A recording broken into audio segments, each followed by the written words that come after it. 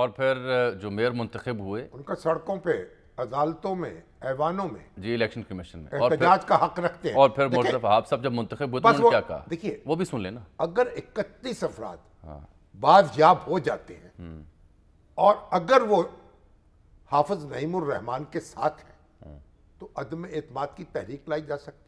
میں آپ کو بنیادی بات یہ ہے لیاقت علی رانا اسی پہ آپ کو جواب دینے لگے ہیں. ارکان کا کھوج لگایا جائے. یہی سوال ہے، اسی لیے میں نے رانا صاحب کو لیا، لیکن پہلے ہم نے حافظ نعیم صاحب کا رد عمل دیا تو مرزا وہاب کو بھی سنیے نا. بعد میں جب ان سے یہ پوچھا گیا کہ حافظ صاحب تو نتائج نہیں مان رہے، ہو سکتا ہے دھرنا دیں، انہوں نے کہا جی میں خود چل کے جاؤں گا، انہیں میں لا لوں گا.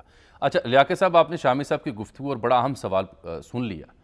آپ اس انتخابی عمل کو وہاں پہ بحیثیت صحافی کور کرتے رہے، ایک عرصے سے آپ کی اس معاملے پہ نظر بھی ہے. اس سوال کا جواب کیا ہے کہ 31 32 33 لوگ کہاں تھے، کس کے پاس تھے، کیوں نہیں آ سکے؟ دیکھیں، اس کا جواب تو جو اراکین نہیں آئے وہی دے سکتے ہیں، کیونکہ جو پاکستان تحریک انصاف کے آج اراکین ووٹ ڈالنے کے لیے آئے ان میں سے 14 خواتین میں سے 12 خواتین موجود تھی. ہم نے تقریباً سبھی سے باری باری پوچھا کہ آیا ان پر کوئی پریشر تو نہیں ہے، انہیں کسی نے روکنے کی کوشش تو نہیں کی.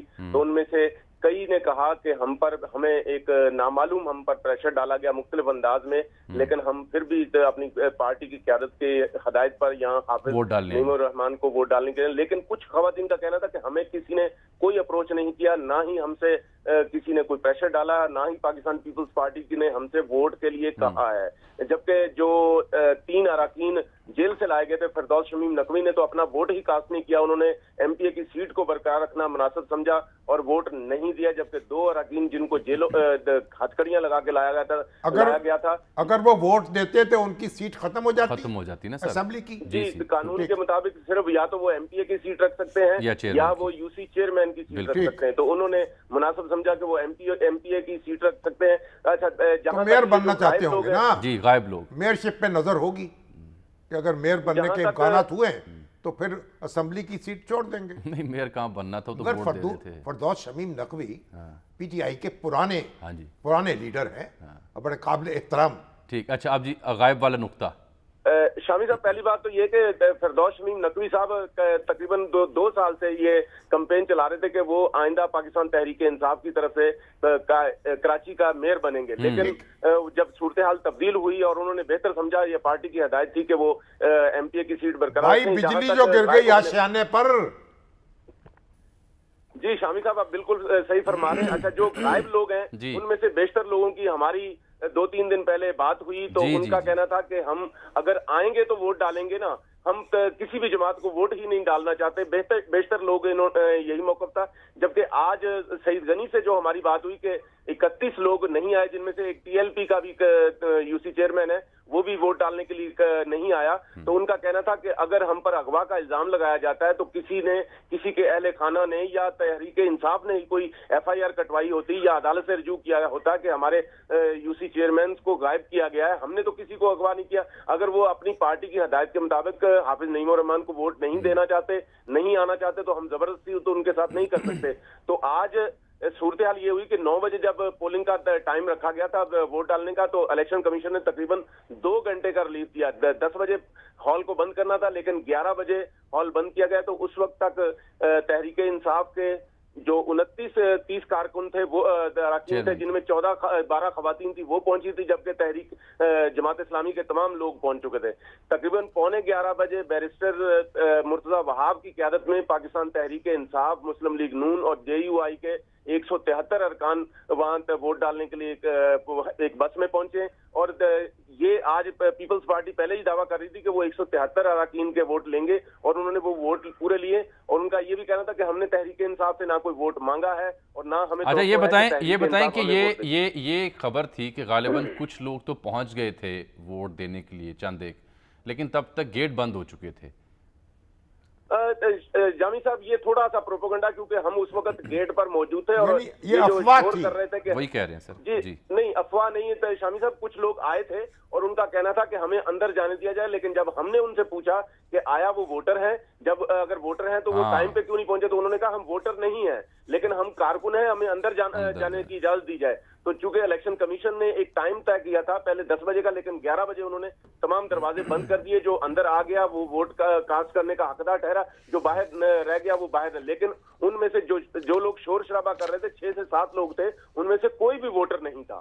کم از کم جو ہم نے جن سے پوچھا انہوں نے کہا ہم ووٹر نہیں ہیں، لیکن ہم اندر جانا چاہتے ہیں، یہ ہمارا حق ہے. اب یہ بتائیں لیاقت، کراچی کے معاملے کے اوپر ایک جو شامی صاحب نے گفتگو کی، اس کے علاوہ ایک اہم سوال یہ بھی کہ یہاں اتنا بڑا شہر ہے، ہمیشہ مسائل کا انبار رہے ہیں یہاں پہ. سب سے بڑا 1 2 3 یہاں ایشوز ہیں کیا؟ اور کیا اب جب کہ صوبائی حکومت بھی سندھ کی پیپلز پارٹی کے پاس ہے، وفاق میں بھی وہ ہیں، میئر کا عہدہ مل گیا، تو کیا مرزا وہاب ان مسائل کو حل کر پائیں گے؟ پہلے تو مسائل کو ڈسکس کریں نا. دیکھیں پیپلز پارٹی کا ایک ٹرینڈز ہے، ان کا وتیرہ ہے کہ جو کام ایک دن میں ہو سکتا ہے وہ 1 مہینے میں یا 6 مہینے میں کرتے ہیں. تو مرتضیٰ وہاب بھی اسی پارٹی کے میئر بنے ہیں، کام تو اسی طرح ہونا. سب سے بڑا اس وقت مسئلہ یہ ہے کہ پورا کراچی تقریباً کھود دیا گیا ہے. ڈیفینس چلے جائیں، کلفٹن چلے جائیں، گلستان جوہر چلے جائیں، ملیر چلے، اورنگی ٹاؤن، کسی بھی علاقے میں نکل جائیں، تمام سڑکیں، تمام گلیاں کھود کر چھوڑی گئی ہیں ترقیاتی کاموں کے نام پہ. اگر آج بارشیں، جیسے سائیکلون کا معاملہ تھا، اگر بارشیں ہو جائیں تو وہ تمام پورا شہر ایک نالا بن جائے گا اور جانی مالی نقصان بھی ہوگا. گزشتہ سال بھی ایسا ہوا کہ ڈیفنس کا علاقہ پورا بارشوں میں ڈوب گیا تھا، ناقص پالیسی کی وجہ سے، ناقص سیوریج کے سسٹم کی وجہ سے. سب سے اہم مسئلہ تو یہ ہے اگر بارشیں زیادہ ہو گئیں یا بارشیں قبل از وقت ہو گئیں تو دیگر اہم مسائل کیا ہیں؟ یار پانی کا مسئلہ ہے بھائی، سب سے بڑا مسئلہ پانی کا ہے. پانی کا مسئلہ سب سے لوگوں کو ٹینکر سے پانی لینا پڑتا ہے. یہی تو میں چاہ رہا ہوں بیان ہو. ہائیڈرنٹ سے پانی نہیں ملتا، لوگوں کو لائن سے پانی نہیں ملتا. ہزاروں روپے خرچ کر کے لوگ واٹر ٹینکر ڈلواتے ہیں، جو کہ واٹر ٹینکر مافیا، ہائیڈرنٹ مافیا نے یہ لوگوں کو یرغمال بنایا ہوا. اس کے علاوہ صفائی کا بڑا اہم ایشو ہے. گزشتہ 10 سے 12 سال سے کراچی میں صفائی کا انتہائی ناقص انتظام ہے. سابقہ میئر جو ایم کے ایم کے تھے وسیم اختر، ان کے دور میں تو لگتا تھا کراچی میں بالکل صفائی نہیں ہوتی، لیکن اب کچھ قدرے بہتر صورتحال ہے، لیکن صفائی کا انتظام اس طرح نہیں جیسے لاہور کی لوگ مثالیں دیتے ہیں. یہاں اپنے مسائل ہیں رانا صاحب، بہت شکریہ آپ کا. دیکھیں سیوریج کا مسئلہ ہے، پانی کا مسئلہ ہے، ٹرانسپورٹ کا مسئلہ ہے، ٹریفک کے مسائل ہیں، ٹریفک کے مسائل. اور یہ جو سارے مسائل ہیں، اور یہ مسائل تو یہاں کراچی میں بہت دیر کے بعد ایسا ہوا ہے کہ ایک میئر ایسا آیا ہے جو جس میں اور وفاق صوبائی حکومت میں کہ ان کی اپنی حکومت ہے، صوبائی حکومت میں فاصلہ نہیں ہوگا. وہ جو وسیم اختر صاحب جو شکایت کرتے تھے نا وہ اب نہیں ہوگی. صوبائی حکومت اس کی پشت پہ کھڑی ہوگی. اور مرتضیٰ وہاب بڑے ایک سلیقے کے نوجوان ہیں، اور اگر وہ دن رات ایک کر دیں تو بہت سے مسائل حل کیے جا سکتے ہیں. لیکن آپ یہ غور کر لیجئے کہ یہ جو اس وقت لیکن جو سیاسی معاملہ ہے، ایک بڑی مضبوط اپوزیشن ان کو ملے گی. جماعت اسلامی اور پی ٹی آئی کی اپوزیشن جو سڑکوں پر بھی ہوگی اور ایوان کے اندر بھی ہوگی. پاکستان پیپلز پارٹی کے چاہنے والے آج کے انتخاب کے اوپر ایک اور دلیل بھی لے کر آئے. ان کا جی قانون اور آئین کے مطابق ہوا بالکل ویسے جیسے بزنجو صاحب کے پاس 65 ووٹ تھے، نہیں بن سکے چیئرمین سینٹ. سنجرانی صاحب کے پاس 35 تھے، وہ بن گئے. ٹھیک ہے، تو پھر اس کی مثال دیں، تو مثال تو کوئی اچھی دے دیں. کمال ہے. انہوں نے کہا جی وہ ہمارا پرانا محاورہ ہے نا، ایک ضرب المثل ہے. انہوں نے کہا بھئی آپ کی بھینس جو ہے بیمار ہوئی تھی، آپ نے اسے کیا دیا تھا؟ انہوں نے کہا میں نے تو اس کو نمک دیا تھا 1 کلو. انہوں نے آپ کو اپنی بھینس کو 1 کلو نمک دے دیا اور وہ مر گئی. وہ آدمی گیا کہ بھئی میری بھینس تو مر گئی. انہوں نے کہا مر تو میری بھی گئی تھی.